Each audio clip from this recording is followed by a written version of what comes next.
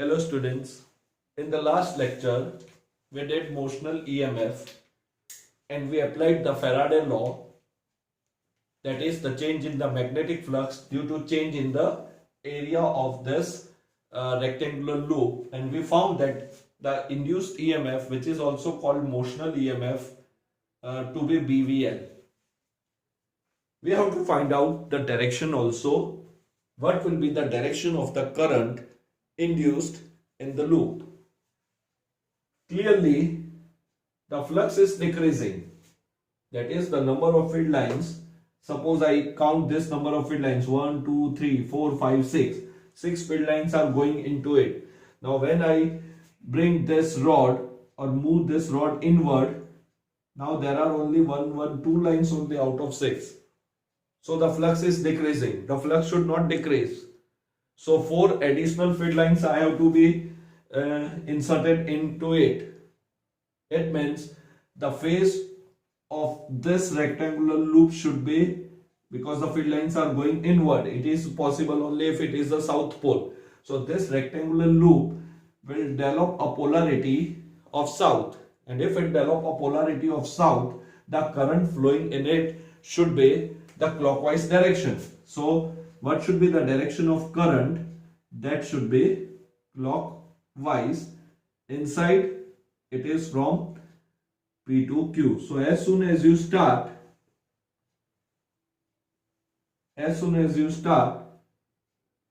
moving the rod inward, the current induced or current will flow in the direction from PQRSP, that is clockwise direction. So this is the direction of the induced current that we can say. We can also use a theory to find out the direction of the induced EMF. This is, we have used the Lenz's law. Otherwise, we will also use the formula of the Lorentz force to determine the direction. Now there is also Lenz's force, invisible Lenz's force, that we will again discuss in the coming lecture. For the time being, the flux was decreasing. We don't want the flux to decrease. So the current should flow in such a way that it should oppose the change. So here the current should flow in a clockwise direction. Now this motional EMF BVL can also be derived using the concept of a Lorentz force. So derivation of motional EMF using Lorentz force. Now here we are not talking about the electric field. Otherwise the electric force plus magnetic force was referred as a Lorentz force. Here we are talking only about the magnetic field.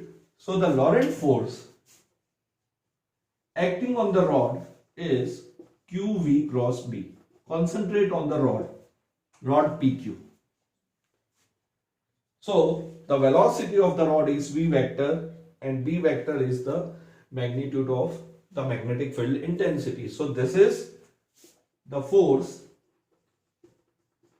acting on rod PQ. Now let us draw a rod here.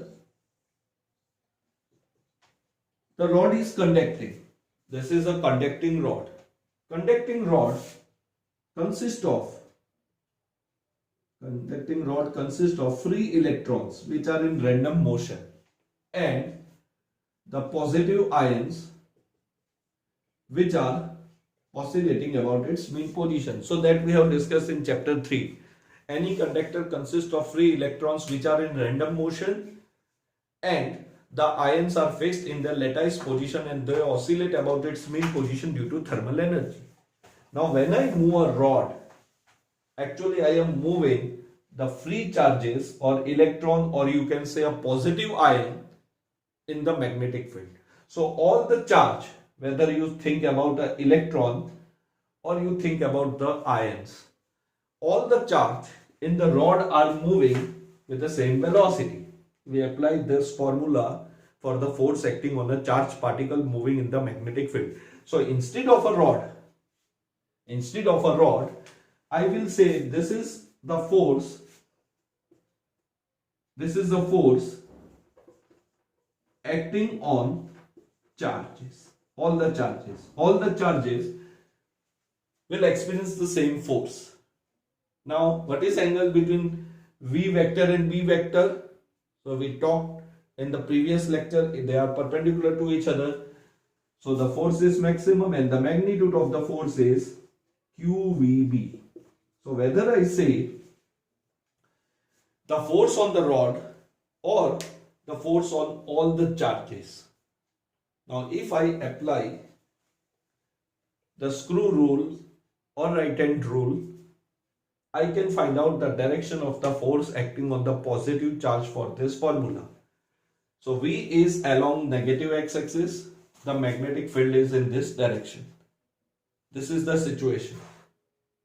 Or if I use a convention, it is minus I cross minus K. You can think like this also. So minus I cross minus K. Minus minus plus, so it becomes I cross K. I cross K is equal to minus J. So all the positive charge will experience a force along the negative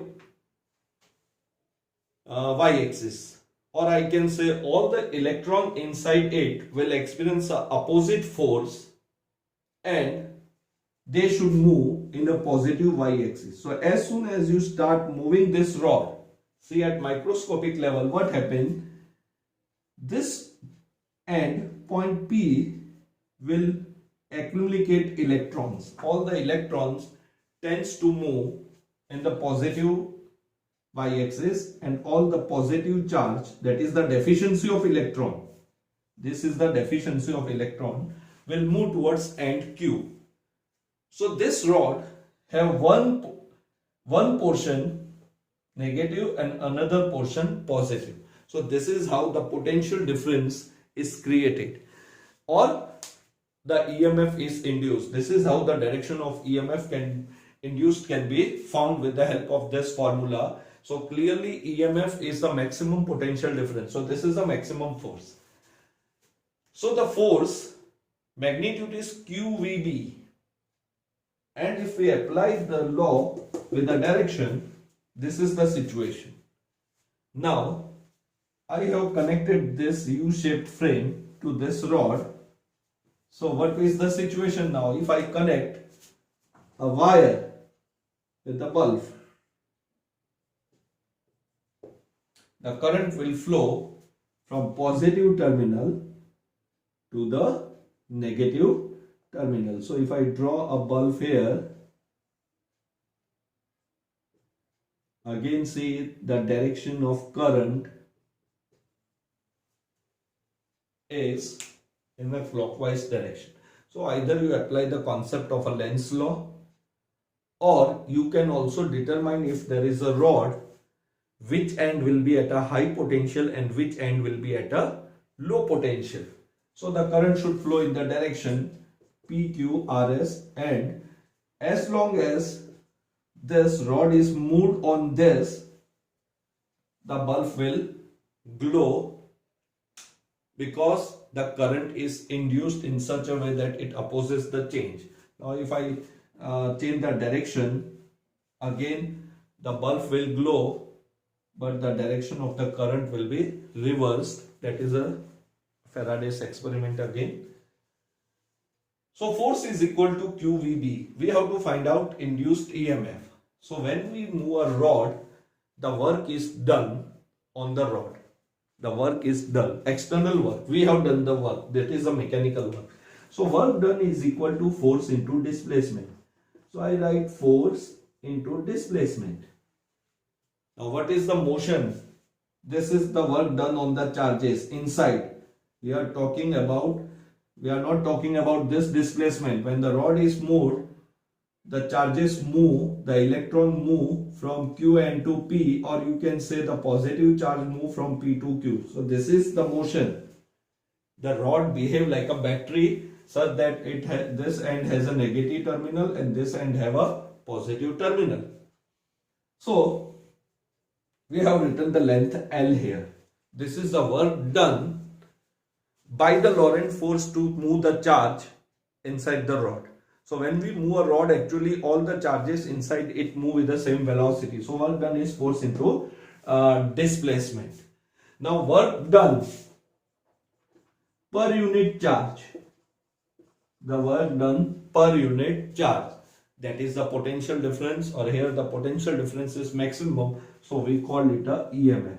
So EMF is equal to again BVL. So this is how the motional EMF, which we deduced in the last lecture using the Faraday and the Lenz law, can be deduced with the concept of a Lorentz force as well as the potential difference definition, that is work done to move a charge in a magnetic field. Here is BVL. So this is another small derivation. The EMF is induced is same. So same EMF is induced using different concept. So this is motional EMF. Now there are many experiments. This is also one of the experiments did by Faraday. Now there are many experiments where the Faraday performed by taking the different situations or different shapes, or you can say the different construction of the conductors. Now in one of this experiment, we know the Lorentz force is equal to Q E vector plus V cross B. Now in one of the experiment, the rod was kept stationary. The rod was kept stationary and magnetic field was varied. Magnetic field was varied. Now if there is a change in the magnetic field, then also the flux changes and the EMF should be induced. Now here you have seen, when we apply the Faraday and Lenz law, we obtain the formula BVL. Same formula is obtained using the concept of Lorentz force. Now what we are trying to understand is what happens if a magnetic field is changed. So if magnetic field is changed, then as far as Faraday law is concerned, I can write E is equal to minus, area is not changed now, dB by dt, that is equal to dB by dt. This is the situation. So if the rod is kept stationary here, same experiment, let us consider the same experiment. So I can find out dB by dt. If I have an equation of B with respect to time, I will do the derivative. Area will remain constant, that is L into X. But if I apply the concept of Lorentz force, see here, if I apply the concept of Lorentz force here, what is V? V is 0. The rod is stationary. Now the rod is stationary. So this term itself becomes 0. And the force acting on the charge in the rod becomes Q into E. That is, we have only the electric force or electric field. Now if we consider this concept, the current will be induced. We know if there is a change in the flux.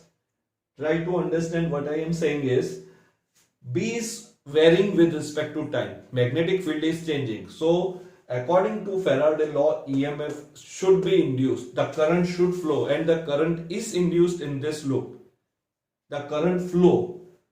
But how the EMF is induced when this term itself becomes 0? So Faraday gave an explanation that the change in magnetic field produce electric field. Clearly the B is changing, but because the rod is stationary, we get a force acting on the rod, the charges inside it. The force acting on the charges is due to electric field only or due to electric force only. So the change in the electric field, the change in the magnetic field produce an electric field. But you have to remember that this electric field is not static, as we have studied in the chapter number 1. So this electric field is also variable and its property is different. So this electric field is not a static electric field. The change in magnetic field, we are changing B. But because V is 0, so the only force acting inside a charges is due to the electric field. But change in magnetic field produce electric field. But you have to remember this electric field, but electric field produce have property different from static electric field. So we will study this two field in the coming chapter, electromagnetic waves, where the varying magnetic field will produce a varying electric field, and varying electric field in turn will also produce the varying magnetic field. And if these two field vary and they produce each other, then it gives rise to the electromagnetic waves. So here the EMF is induced even if the rod is kept constant, at rest, and the magnetic field is changed. But this change in the magnetic field produce a varying electric field, and the varying electric field is different from that what we have studied in chapter number 1. So this is how Faraday interlinked the electricity and magnetism. We have studied in chapter 4 that a motion of charge produce magnetic field, that is current produce magnetic field. So needle placed near the wire shows a deflection. Similarly, in this chapter, the motion of the magnet or the change in the magnetic field produce electric field. So here when we change B, it will produce E, which is different from the static. We will come to this. For the time being, you remember that even if the rod is kept at rest and the B is varied, then also the EMF is induced with the help of the electric field. Now let us see example number 6, which is important concept of this motional EMF. We have a metallic rod of 1 meter length, which is rotated with a frequency of 50 revolution per second.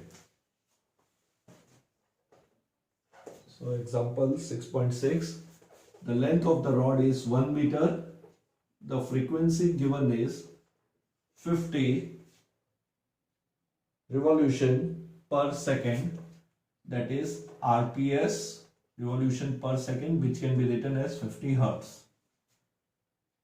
With one end hinged at the center, so we have 1 meter long rod, and the other end at the circumference of the circular metallic ring of 1 meter. So we have a ring, a circular ring, whose radius is 1 meter. Whose radius is 1 meter. This is the radius. As well as the length of the rod. So let us draw this as a rod. We place a rod initially at an angle theta. This is the rod. Say the rod name is OP. So the radius of the circle is 1 meter, as well as this is the length is also 1 meter. On an axis passing through the center and perpendicular to the plane of the ring. So we have a constant and uniform magnetic field of 1 Tesla parallel to the axis is present everywhere. So let us assume it rotates like this. So we have a magnetic field going into the plane of the paper. This is the axis of where is the axis of rotation? It is along the z axis.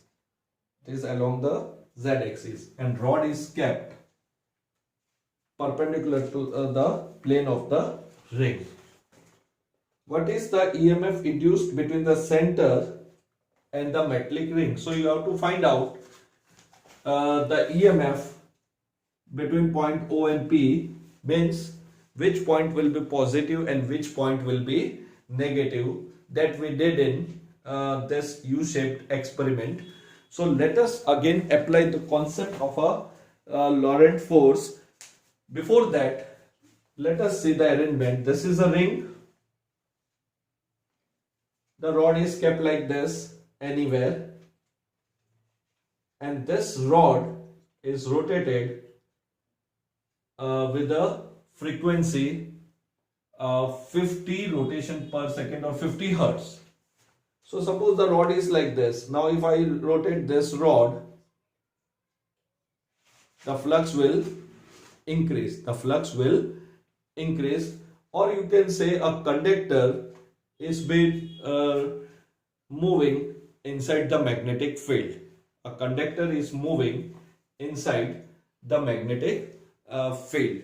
So in this situation, let us find out the EMF involved. Now before that, again you apply the formula F is equal to Q V cross B. So first we find out which end will have positive polarity and which will be the negative. V. So it is along the tangent. This is a rod. So velocity is along the tangent. Magnetic field is going into the plane. So clearly the magnitude is QVB. Now if I have to apply the direction, so let us assume that rod is initially at this point.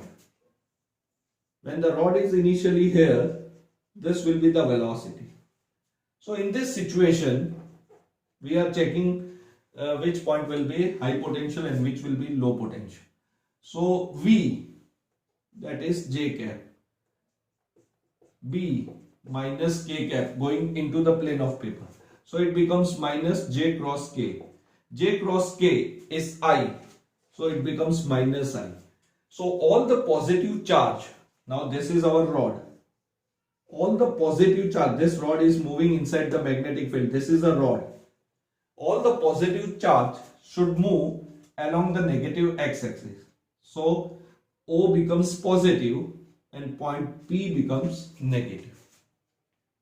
So that is what we have done in U-shaped conductor. Similarly, you can check it anywhere. Suppose this is how the rod is rotating inside the magnetic field, like this. So number of the flux will keep on changing. Now suppose the rod comes to this point. Let us assume that the motion is anti-clockwise. So again now V is along the tangent. Now if this is the situation, V is along minus I direction, B is along K cap only, then we have I cross K. I cross K, that is minus J, and here we have minus, so J cap. So what will be the direction of the positive charge? Sorry, I cross K. Yes, I cross K is minus J. So in this situation, what will be the direction of the positive charge? I cross K. Sorry, magnetic field is going into, so it is minus K. Minus minus plus, I cross K, that is minus J. So again positive charge will move towards negative y-axis. So again this O becomes positive and this edge of the ring becomes negative. This is the edge of the ring. Though it does not have any thickness, let us assume a small thickness over it, circumference. So at any point the ring or the surface becomes negatively charged.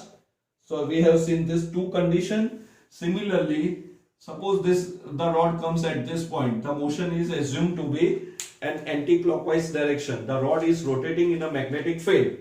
So again, V is along negative y-axis, B is along negative z-axis. So minus minus plus, again J cross K is I.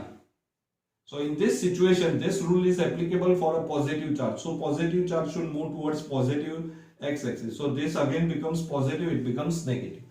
So we have determined the polarity of the end of the rod, that the end which is fixed to the center becomes positively charged. All the electrons inside this rod will come on the surface. So when the rod is at this position, this end becomes negative. This end is negative if the rod comes inside it. Now how to solve this? How to find out the EMF induced? We know the formula. EMF induced is E is equal to BVL. But that L was constant in U-shaped. Here you have to make a small element. So let us consider this element to be dr vector. It is along the radius. So the EMF induced in it should be written as dE is equal to BV dr. Why we are using this? In a rotational motion, V is related with the angular frequency as well as the radius. So you have to divide this rod, which is again the radius of the circular path. So you have to use a variable term here. You cannot directly use BVL here. So here, when this rod is rotating, V consists of omega as well as the radius. So the EMF induced in this small element is dE dr. This can be written as R omega dr. See, there is a variable term in V also when it is a rotational motion. Now the total EMF induced, so B and omega is constant, so it is integration with respect to radius. So limit becomes 0 to R, where R is the radius is also 1 meter. So here E is equal to B omega R square by 2. So EMF induced formula becomes B omega R square by 2, and we know omega can be written as 2 pi F.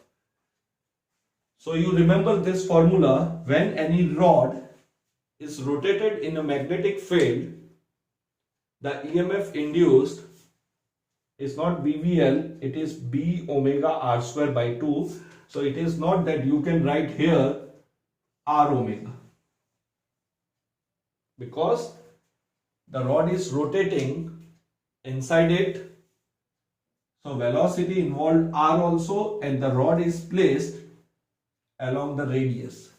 So directly you cannot substitute. There is a change in the EMF induced. First we find out the EMF induced in the small element, and then we do the integration. And therefore, if values are given, so it becomes B is 1 Tesla, omega can be written as 2 pi F into R square, that is 1 square divided by 2. This 2 is cancelled. So we have pi into 50. So it can also be written as pi into 100, that is, or 3.14 into 50. So this can be written as 150 and something. You do the calculation. So 5, 4, 20, 2 carry, 5, 7, 15, and 1 0 is there. So it becomes 157 volt. So the EMF induced, so rod, this end becomes negative and the center becomes positive. Now suppose this rod keeps on rotating. When this rod comes to this point, this is negative, this is positive. When rod comes to this point, this is negative, this is positive. If I consider this to be a wheel of a cycle, now say if I consider this as a wheel of a cycle and this as this is the rim now, this is rim, and suppose this rod is assumed to be a spoke, this is assumed to be a spoke of the cycle, then the negative end becomes, the end which is touching the surface becomes negative and the center is positive. If I take a wire, one end from this and other end from this, and connect a bulb, the bulb will glow. So I can make a small dynamo also, where if I pedal the cycle and increase its frequency by pedaling, the bulb will glow with more intensity. So one end of the bulb two end, we have a two terminal. One end of the bulb is tied to the center of the cycle and one end is touched to the rim. You cannot tie this one end on the rim because otherwise the bulb will also rotate with this. So you can touch it only. One end can be fixed, one end can be touched. This bulb will glow as you increase the speed of your cycle. So we can also make this a small dynamo. You need a small bulb, but provided this wheel should be in the magnetic field. So you need magnets also, so that the magnetic field is perpendicular to this ring. Or it is also a parallel combination of a cell. See, this is a parallel combination of the cell. One end is positive, all other end, this is the rim, are negative. So it is plus, the construction becomes like this, plus minus, plus minus. This is the situation. So if I consider this ring as a wheel and the rod of 1 meter as a spoke, then a bulb can be blown, artificial dynamo can be prepared. Now, question number 7, which is direct application of this theory? Now you have to remember, if it is an U-shaped experiment, then the formula is BVL, otherwise it is B omega R square by 2. Now example 6.7, a wheel with, now see what I was talking is the same numerical given. Now a wheel with 10 metallic spoke, so N is 10. Number of spokes, now instead of one rod, let us assume there are 10 spokes, so we have total 10 rods, 10 spokes, each 0.5 meter long.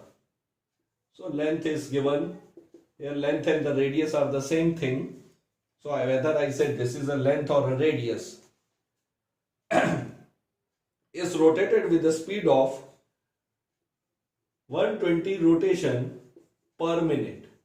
So that becomes 120 divided by 60 RPS. So it becomes 2 Hertz. So frequency becomes 2 Hertz. It is placed normal to the horizontal component of Earth magnetic field at a place. So the magnetic field given is 0.4 Gauss, that is a horizontal component is given. What is the induced EMF between the axle and the rim of the wheel? 1 Gauss is equal to 10 raised to minus 4 Tesla. So we can convert this into 10 raised to minus 4 Tesla. So directly we apply the formula here, but we have to remember the number of spoke has nothing to do with this arrangement. So whether you have a 10 spoke or 100 spoke, it will not help in the EMF. There is no N here. Now why N is irrelevant? Why the N is irrelevant here? So N is irrelevant here because this arrangement is, I said it is a parallel combination of the cell. It is a parallel combination of the cell. And if it is a parallel combination of cell, we know the potential difference across the bulb. If all the cells are all cells are identical, say 2 volt. So EMF across this bulb is 2 volt. In parallel combination, the EMF remain same. In parallel combination, the current through the bulb will increase. So if it produce 1 ampere, 1 ampere, 1 ampere, so current flowing through the bulb is 3 ampere. So whenever you need more current, you you connect a battery or cell in parallel combination. When you need more potential difference, you connect a battery or cell in series combination. So here the current increases. So N is irrelevant. EMF induced will be B omega R square upon 2. Again, omega can be written as 2 pi F. So this becomes B is equal to 0.4 into 10 raised to minus 4. 2 into pi into frequency is 2 hertz. R square, that is, here it is 0.5 meter whole square upon 2. So you find out whatever is the answer, that is the EMF induced. So you remember this formula. The number of the spoke or the number is irrelevant in this case. So this is one portion where we try to apply. Again, these are the experiments performed by Faraday, U-shaped conductor as well as the wheel and the spoke. You remember this formula for MCQ. Have a nice day.